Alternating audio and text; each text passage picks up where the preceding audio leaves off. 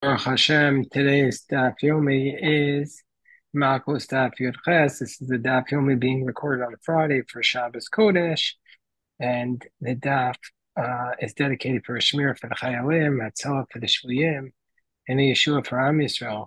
Says the Gemara, 1, 2, 3, 4, 5 lines from the top on 18a, Gufa, and we learned Amarav, Zar Sha'achal Mina Olah, Lifnei Zrika, let's say there's a non-Kohen who eats from an Ola offering, which is supposed to be entirely burnt. He does it before the blood was sprinkled. You're only supposed to eat from a korban after the blood was sprinkled.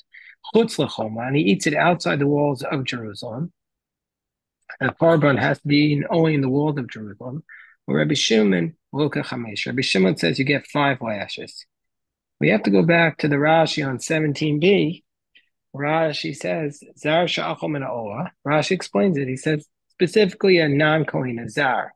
Meaning, say, even though a Kohen is not allowed to eat from the Olah, here in this case, it has to be specifically a non-Kohen. Because if it would be a Kohen, we take away one of the lashes. Because when it says 5, one is because he eats it outside the walls, which comes from a Kavachomer from Marisur Sheni. And one is because he ate it before the sprinkling, because it's a Kavachomer from Todu Shlamim. And one is because he's an actual non-Kohen who can't eat from it even after the sprinkling, which comes from a Kavachomer from a Bechor. And for sure before Zrika. And one is because it's outside the curtains of the Mishkan. That's a Kavachomer from a Chatos and Asham. And one of them is because he's eating an Olah. And even a Kohen who is inside the koyim, and for sure a Zar who is outside the koyim, cannot eat from it. So the non-Kohen specifically gets 5 lashes. So the Gemara says, "V'lukei nami mishum v'zar lo yochal ki kodeshem." Well, there's another one. You should also get lashes because there's a pasuk that says a Zar, a non-Kohen, cannot eat from anything that is holy. Rashi says this is written by the Miluim, by the inauguration of the Mishkan. And it says, Ki Kodeshem, it gives an explanation because it's Kache Kachim, to see that, to show that a Zara is also commanded not to eat from the holiest of the offerings. The Gemara says, no. Hani Mile, when does this prohibition apply? Heiche, Hani Mile Heiche del Kohanim Chazi, where it's appropriate for the Kohanim. But hacha del kohanim nami lo chazi. But here for the kohanim, it's also not appropriate. So therefore, since the kohanim cannot eat from it, therefore it's not an extra prohibition for the non-kohen. Where it says v'lo nami mishum ubasar basada treifa, it says ubasar basada treifa lo tochelu. So, which tells us that kivan sheyatza basar michutz l'michisaso nesar. Since it says the meat in the field of treifa, you can't eat it. Now, a treifa you can't eat anywhere. So why does it specifically say in the field? It's to teach us that once the meat goes outside the walls of Jerusalem, it becomes prohibited. Rashi says, like a field. Just like a field has no machitzos. And we learn from here that kachi kachim, outside the curtains, you're over a violation. So the Gemara says, no, that prohibition only applies where you could eat it if it will be inside the walls. But here in this case, even inside the walls, you can't eat the olah, so you wouldn't get lashes. Versus another possibility, the local nami could do Rabbi Eliezer, like Rabbi Eliezer taught. The Amar Rabbi Eliezer taught. Well, yochal ki kodeshem. When it says in the verse, you cannot eat by the inauguration of the Mishkan, it says that they should eat these offerings. They'll be an atonement. And the Zar, the non-Kohen, cannot eat it because it is Kodesh, which means Kol Sheba Kodesh Pasul. Anything that is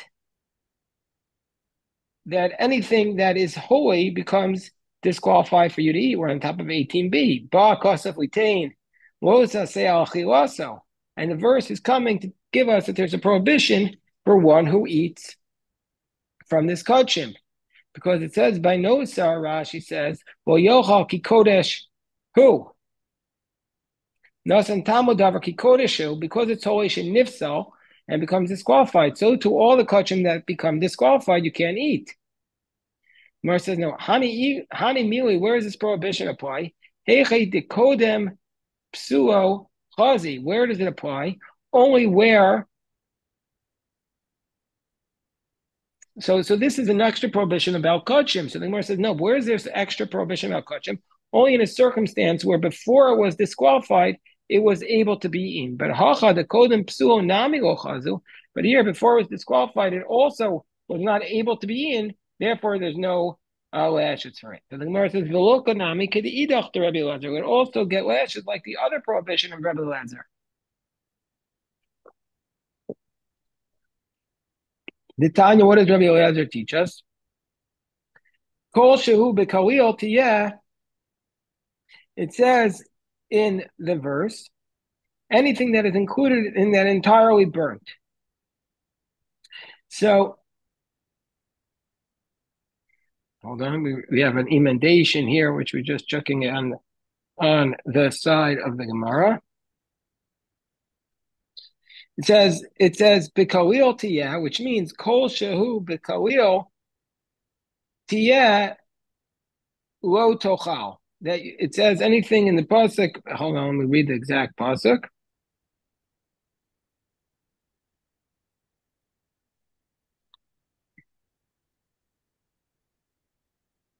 To tell us, we think osase al chilaso, meaning to say anything that it was in the verse of the kalil tiyeh, then this comes only to give us a prohibition of osase on the achilaso. That there is, in addition to there being, that in addition, since it says kalil tiyeh about the oah, that it shall be entirely burnt, and then afterwards it says lo tochal. So we see from here that it's telling us that if you do eat it, you're going to be in violation. So therefore, you should get lashes for it. Gemara says in achinami. That is actually the case. The Rava mehai cry kamer. When Rava says that you get 5 sets of lashes, what is he talking about? He's talking about from that specific verse. He says that there are 5 sets of lashes on the basis of that verse, that you can't eat b'shah recha. Basically, from that pasuk that Rabbi Shimon says there are 8 prohibitions, Rabbi says you get 5 lashes if you do that one action simultaneously. So the Gemara says, Amar Rav Gido Amar Rav. So Rav Gido says in the name of Rav, Siman Kuza. We remember this by Kuza, which is actually the Aramaic word for a small vessel. And it stands for Kohen and Zar. So, Kohen she'achal minchatas v'asham afnei zrika. If a Kohen ate from the sin offering and the guilt offering before the sprinkling of the blood on the mizbeach, okay, he's going to get lashes. My time. What's the reason that the Kohen away from the chatas of the asham before the zrika gets lashes? My time. He shall eat them. He received atonement through them, meaning achar kapara in. After the kapara, then he could eat it. Lefnei kapara lo. So it proves that he can't eat it before the blood was sprinkled.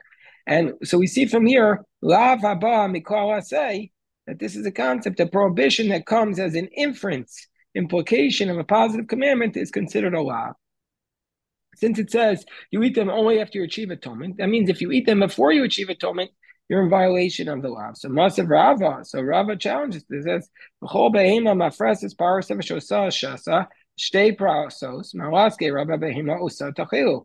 Every animal that has split hooves and chews its cud, that you can eat. Usa tachilu behema hema acheres tachilu. So it implies that you can eat those animals, but you can't eat another animal that doesn't have split hooves or chew its cud. And now if that you're saying that there's a lav there, then etzeh lo tochlu. Why do I need the next pasuk to say, but this Yishemani? It should have already been obvious. So the Gemara says, Ela yidmar, achi yidmar. If in fact Rav Gidol taught something in the name of Rav, this is what he taught. Amar Rav Gidol, Amar Rav, Zar sha'achol mechatas v'asham afnei zrika. If there was a non-Kohen who ate from the chatos and the asham before the sprinkling potter, he does not get lashes, even though he's not allowed to eat kachim. So why is he not get lashes? The Amarkar v'chuo samasher kupar ba'em, that the prohibition to eat before it was sprinkled is the Kohen. Wherever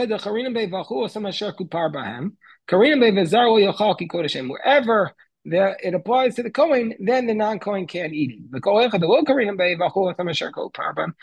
the non-Kohen does not have a prohibition, but wherever the non-Kohen can't eat it, then we don't apply this verse. And so therefore, Rav Gido is saying that he doesn't get lashes.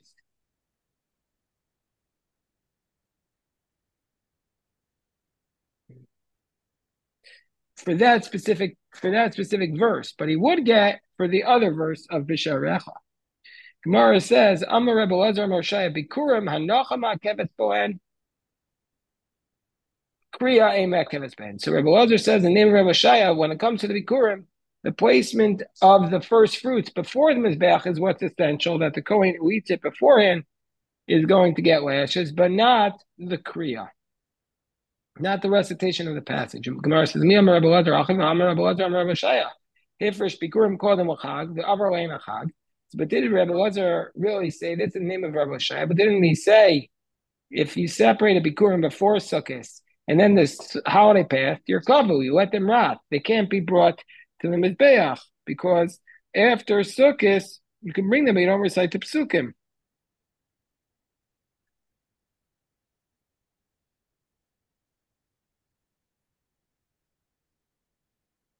So Rebbe Lezer is saying that since you separate it before Sukkot, and therefore you have to recite the Bikurim passage, but you didn't do it before Sukkot, you can no longer recite it. So therefore you can't be brought at all. So we see from here that the Kriya is essential. The reason why you can't bring it after Sukkot is because you can no longer recite it. If you're saying the reciting is not essential, then why do you have to let it rot? You should be able to bring it after Sukkot. The Gemara says, no, could Rabbi Zera. Rabbi Zera, as it relates to the bringing of the flour and the oil in the Mizbeach, you need to be brought in a utensil that you could properly mix the 60 saron of flour and oil together. So only an amount of 60 isaron flour can be brought in one vessel. More than that, it can't, because it needs to be mixed in with the oil. Now, even though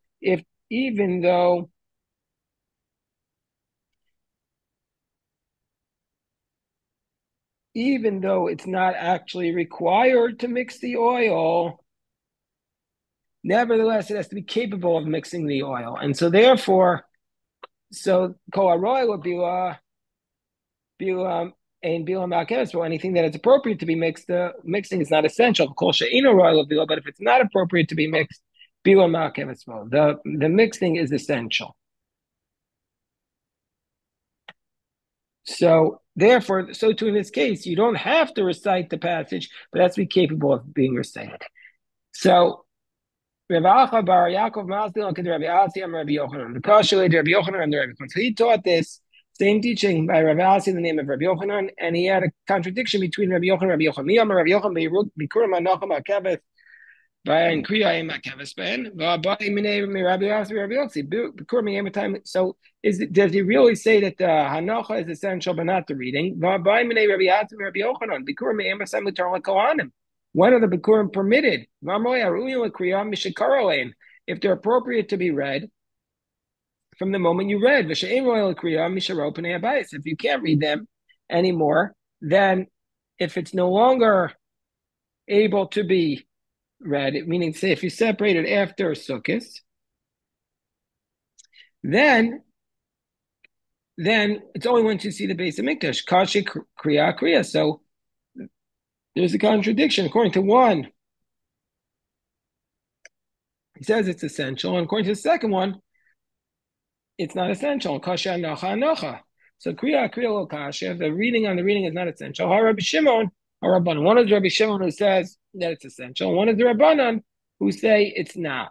Anocha nocha namo kasha. Rabbi Yehuda Rabbanan. Where does Rabbi Yehuda say this? My Rabbi Yehuda. Tanya Rabbi Yehuda Omer. V'nachto says in the pasuk, you should place it down. Zu tenufa. This is the waving. Atomer zu tenufa. Maybe it's just the actual placing. Shomer v'nicho arei anacham. When it says you shall place it, the hanacha is stated.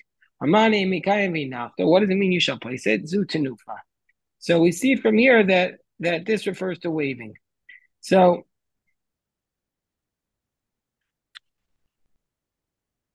Rabbi Yehuda must be of the opinion that hanacha is not essential. Man tan the pagolei Rabbi Yehuda, who argues Rabbi Elazar ben Yaakov. Tanya wakacha kohen atana miyadecha.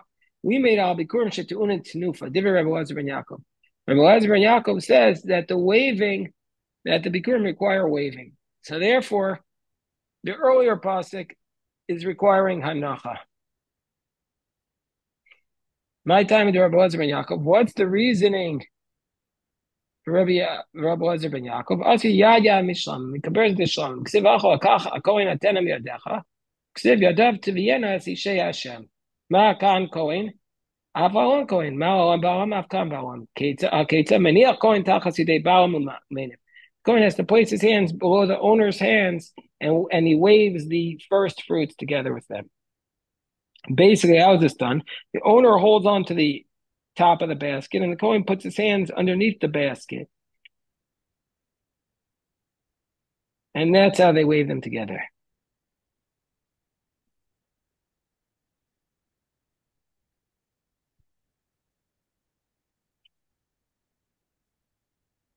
Okay, we'll stop here. This is the Daf Yomi for Shabbos. We'll obviously go over this in much greater depth on Shabbos itself. Yasher Koach.